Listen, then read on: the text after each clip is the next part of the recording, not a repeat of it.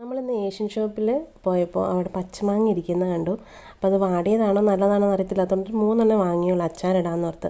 അപ്പോൾ അങ്ങനെ മാങ്ങാച്ചാറിടാൻ വേണ്ടിയിട്ട് മാങ്ങയും ഇഞ്ചിയും വെളുത്തുള്ളിയും എല്ലാം അരിഞ്ഞു വെച്ചിട്ടുണ്ട്. അത് എണ്ണ ചൂടാകുമ്പോഴത്തേക്ക് അതിലേക്ക് കടുകിട്ട് കറിവേപ്പില, ചുവന്ന മുളക്, പച്ചമുളക്, ഇഞ്ചി വെളുത്തുള്ളി എല്ലാം അരിഞ്ഞു വെച്ചതെല്ലാം ഇട്ട് പിന്നെ ഉലുവയും ഇട്ടിട്ടുണ്ട് കേട്ടോ.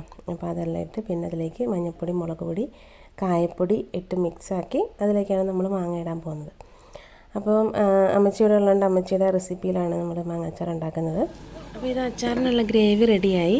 ഇനി ഇതിലേക്ക് നമ്മൾ അരിഞ്ഞു വെച്ച മാങ്ങയും കൂടി ഇട്ട് ആവശ്യത്തിനുള്ള ഉപ്പും ഇട്ട് മിക്സാക്കിയാൽ അച്ചാർ കഴിഞ്ഞു. നമ്മൾ അടുപ്പിൽ നിന്ന് മാറ്റി വെച്ചിട്ട് പിന്നെ 2 സ്പൂൺ വിനാഗിരിയും കൂടി ഒഴിക്കുന്നുണ്ട്.